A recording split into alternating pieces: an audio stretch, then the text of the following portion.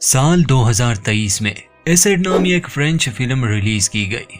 कहानी में global warming का एक भयानक पहलू दर्शाया गया है। क्या होगा जब आसमान से पानी के बजाय तेजाब बरसने लगेगा, ये जानेंगे इस कहानी में। हमारे चैनल को सब्सक्राइब करना ना भूलें। फिल्म की कहानी शुरू होती है फ्रांस से, जहां हम एक वीडियो फुटेज दिखाई जाती है स्ट्राइक की, जहां एक फैक्ट्री में हादसा हो चुका था। उस हादसे में कई मजदूर बुरी तरह से घायल हो गए थे। फैक्ट्री के बाकी कर्मचारी इंसाफ मांगने के लिए फैक्ट्री के मालिक के पास आते हैं। वो इस सब की जिम्मेदारी नहीं लेता। बात बिगड़ जाती है। कर्मचारी हाथापाई और तोड़ फोड़ शुरू कर देते हैं। यहाँ तक कि पुलिस से भी इनकी झड़प हो जाती है। माइकल की गर्लफ्रेंड कैरन भी इस फैक्ट्री हादसे का शिकार बन गई थी, इसलिए गुस्से में आकर वो एक पुलिस वाले को बुरी तरह से पीटता है। उसकी ये फुटेज रिकॉर्ड हुई, जिस वजह से माइकल को जेल में डाल दिया गया। उसे रिहाई तो मिल गई, मगर कुछ महीनों के लिए उसे घर से जाने की इजाजत नहीं थी।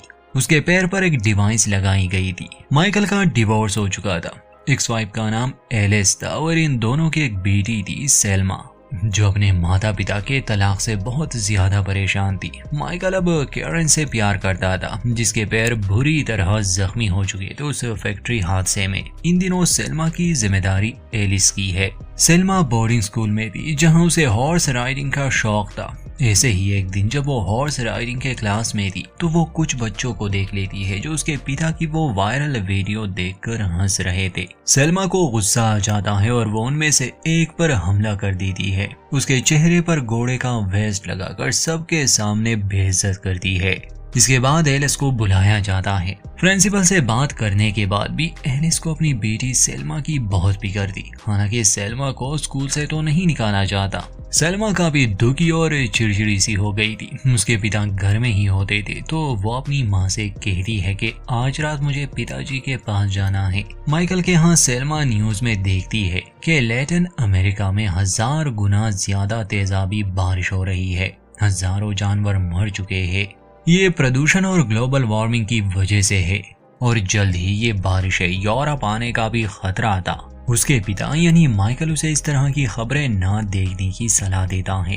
खैर अगले दिन वो वापस से अपने माँ एलिस के घर आई। उस दिन बारिश हो रही थी। सेल्मा के कमरे की खिड़की खुली रह गई, जिससे कुछ पानी अंदर आ चुका था। एलिस फर्श पर टॉवल बिछाती है ताकि पानी सूख जाए, लेकिन कुछ ही देर बाद हम दर्शकों को ये दिखाया जाता है कि उस टॉवल का रंग बदल रहा है।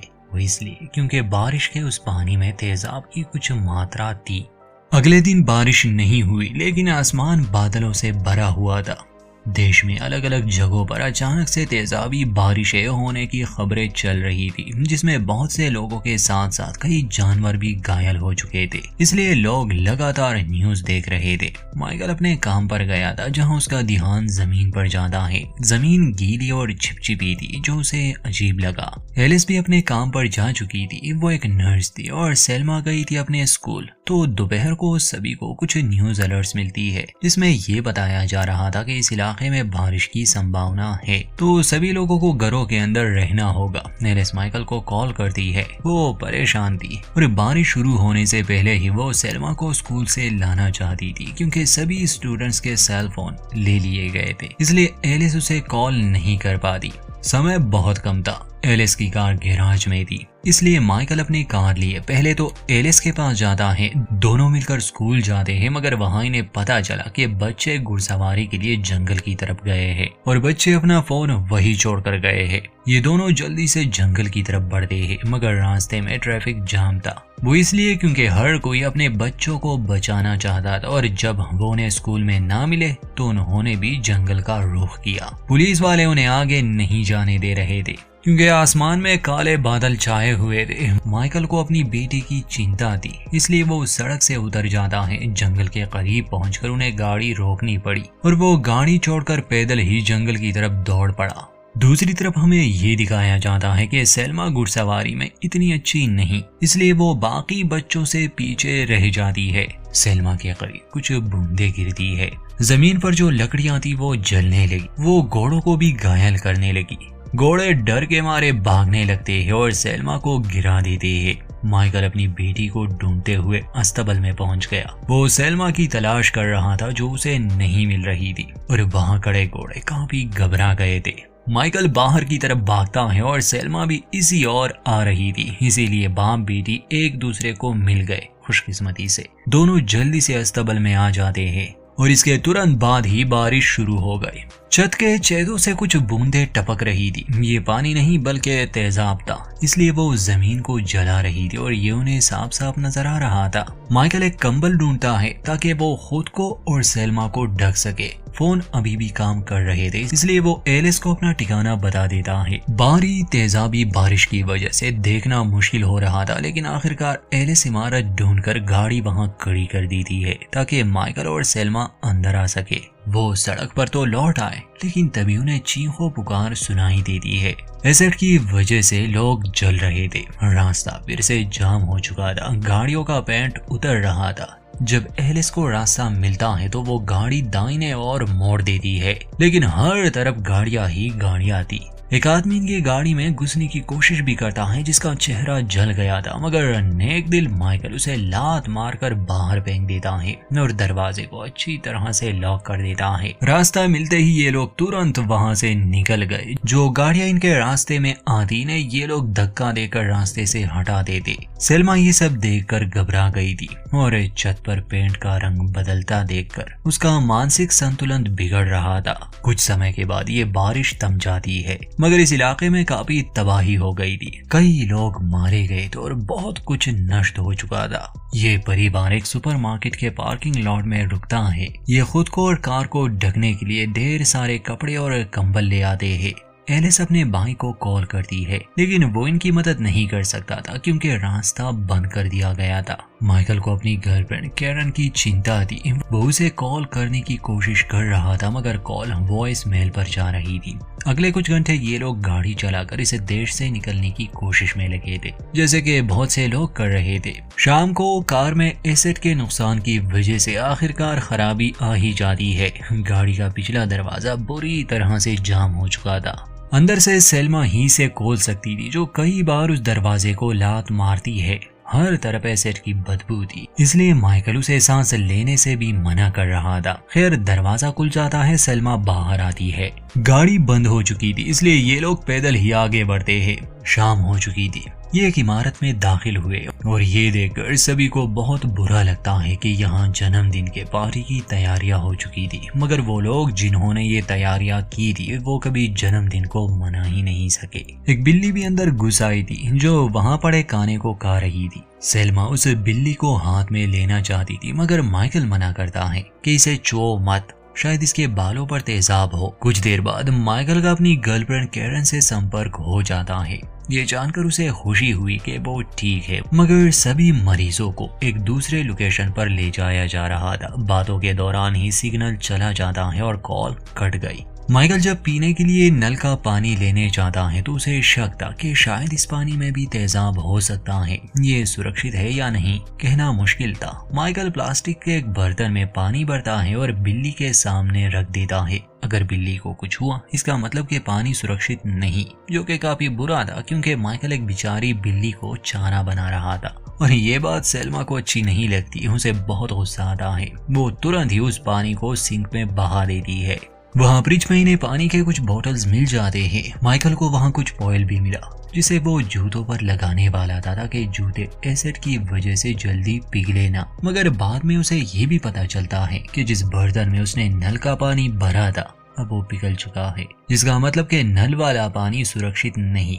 अब इनके पास पीने के लिए बस शराब ही थी और इस पार्टी के लिए लाया गया कुछ खाना। सेल्मा को चिंता थी क्योंकि ये लोग उत्तर की ओर जा रहे थे जहां शायद इस खतरनाक बारिश का असर ना हो, मगर सेल्मा को नहीं लगता था कि वो पैदल ये सफर कर पाएंगे। फिर इस सफर को लेकर माइकल और एलिस योजना बना रहे थे कि दोनों के बीच बहस हो जाती है। माइकल भड़क जाता है और गुस्से में आकर एक ग्लास तोड़कर वहां से चला गया। आधी रात को दिखाया जाता है कि जब ये लोग सो रहे थे, छत पर कमजोर जगहों से पानी की टपकने की आवाज से इनकी नींद खुल जाती है, क्योंकि असल में तो वो पानी नहीं बल्कि एसिड है। सेल्मा को नींद नहीं आ रही थी, इसलिए वो उस बिल्ली को ढूंढने लगी। लेकिन उसे खून के निशान मिलते हैं जो उसे बेचारी बिल्ली के मृत शरीर तक ले जाते हैं। उसकी मौत उसी पानी से हुई थी जो माइकल ने इसे दिया था और ये देखकर सेल्मा को बहुत दुख होता है। परेशान होकर वो अपनी माँ के साथ सो जाती है। अगली सुबह ये परिवार फिर से सड़क पर अपना सफर शुरू करता है, मगर इस बार पैदल। अभी बारिश नहीं हो रही थी और बहुत से लोग भी पैदल थे। ये इस इलाके से कहीं दूर जा रहे थे। जैसे जैसे समय बीत रहा था वैसे ही भीड़ भी बढ़ रही थी। यहाँ से निकलने के लिए इन सभी लोगों को एक पुल पार करना होगा, मगर एसिड की वजह से वो पुल इतना कमजोर हो चुका है कि एक साथ उस पर ज्यादा लोग नहीं जा सकते। इसलिए मिलिट्री बारी बारी कुछ लोगों को जाने दे रही थी। भीड़ इतनी ज्यादा थी कि एलिस अपने परिवार से बिछड़ जाती है। इससे पहले कि वो पुल को पार कर पाते, पुल टूटने लगा। भगदड़ मच गई। एलिस बुरी तरह लोगों के बीच में पहुंच चुकी थी, जिससे रेलिंग टूट गई। एलिस के साथ साथ कुछ और लोग भी पानी में गिर गए। पानी चूंकि सुरक्षित नहीं था, अब उसमें एसिड था, इसलिए एलिस उसमें तड़पने लगी। सेल्मा ये देख लेती है। वो अपनी माँ को बचाने के लिए भागती है, मगर देर हो चुकी थी। माइकल और सेल्मा के सामने ही उसकी मौत हो गई। इस हादसे से दोनों ही बाप बेटी टूट जाते हैं। चूंकि अब लोग पुल का इस्तेमाल नहीं कर सकते थे और खतरनाक बारिश आने का खतरा था, तो पुलिस और मिलिट्री वाले बाकी लोगों को सेरा के एक सुरक्षित जगह पर ले जाने का फैसला करते हैं, जहां इन्हें एक जंगल से भी गुजरना था। सभी को मिलिट्री ट्रक्स में डाल दिया जाता है। रास्ते में ही मिलिट्री वालों को कुछ नए ऑर्डर्स मिलते हैं, जिसके बाद सभी लोगों को गाड़ियों से उतारा जाता है ताकि ये पैदल आगे जा सके। जंगल में ये कोना जाए मिलिट्री वाले लाल धुएं का इस्तेमाल कर रहे थे, क्योंकि फिर से काले बादल आ गए थे और जल्द ही एसिड की बारिश शुरू होने वाली थी। लोग घबरा जाते हैं और इधर उधर भागने लगे। इस बीच माइकल और सेल्मा बाकी लोगों से बिछड़ जाते हैं, क्योंकि सेल्मा बहुत कमजोर थी, थक गई थी। वो तेजी से नहीं भाग पाती, इसलिए माइकल को उसे उठाकर सहारा देना पड़ता है। ये लोग बस भागे ही जा रहे थे और खुशकिस्मती से इन्हें एक सुरंग मिल गई। माइकल जल्दी से रास्ते को खोल देता है और दोनों तुरंत ही अंदर चले गए। बारिश इतनी तेज थी कि कुछ तेजाबी पानी सुरंग के अंदर आने लगा। इन लोगों को तेजी से आगे बढ़ना था, मगर एक जगह माइकल गिर जाता है, जिसकी वजह से वो जख्मी हुआ, क्योंकि वहाँ एसिड था। कुछ घंटे बाद इन लोगों को सुरंग से बाहर निकलने का एक रास्ता मिल गया और अब बारिश भी थम गई थी। माइकल मदद के लिए कॉल भी नहीं कर सकता था, क्योंकि सेल फोन की बैटरी डेड थी। दोनों घंटों तक चलते रहते हैं और आखिरकार एक ऐसी जगह पहुंच गए जहां घर थे, मगर वहां कोई इंसान नजर नहीं आता इन्हें। थकान और दर्द की वजह से माइकल जमीन पर गिर गया। तब सेल्मा सड़क के बीचों बीच मदद के लिए चिल्लाती है। जब माइकल उठता है तो वो खुद को एक घर में पाता है।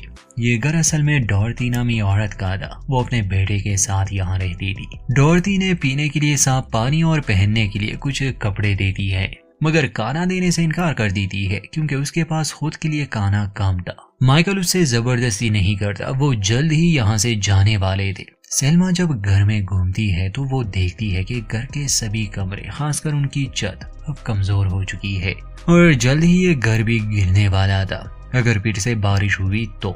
सेल्मा एक मेडिकल मशीन देखती है, जिस पर डॉर्ती बताती है कि ये उसके बेटे का है, क्योंकि उसकी किडनीज खराब है और ये मशीन ही उसे जिंदा रख रही है। डॉर्ती चाहती थी कि माइकल उसकी मदद करे ताकि दोनों मिलकर इस भारी भरकम मशीन को बेसमेंट में ले जाए। खैर माइकल मदद करता है, क्योंकि डॉर्ती के बेटे के लिए अब ये घर सुरक्षित नहीं था। गिरने का भी खतरा था और तेजाब की ये बदबू ये उसे मार देगी। मशीन को नीचे लाने पर वो उनका शुक्रिया अदा करती है, बल्कि उन्हें कुछ खाना भी देती है और ये भी कहती है कि अगर वो चाहे तो कुछ दिन यहाँ रुक सकते हैं। मगर माइकल जानता था कि यहाँ खतरा ज्यादा है, कोई भी नहीं बचने वाला, क्योंकि लगातार दुनिया के इस हिस्से में तेजाबी बारिशें हो रही थी। ये सब सिर्फ यहाँ नहीं हो रहा था, बल्कि यूरोप के साथ साथ अब एशिया भी इसके चपेट में आ चुका था। फिर माइकल कुल्हाड़ी लेता है और पड़ोस के घर में घुसने की कोशिश करता है, लेकिन फिर से बारिश की संभावना थी, इसलिए उसे वापस आना पड़ता है। एक खतरनाक तूफान आ चुका था जो आसपास के कमजोर घरों को तहस नहस कर रहा था और यही हाल डॉर्ती के घर का भी होने वाला था। डॉर्ती जानती थी कि घर टिक नहीं पाएगा, इसलिए वो एक मुश्किल फैसला करती है। अपने बेटे के साथ बेसमेंट में सो जाती है और अपने अंत का इंतजार करती है। सुरक्षा के लिए माइकल कमरे के बजाय गैराज में सोने की तैयारी कर रहा था।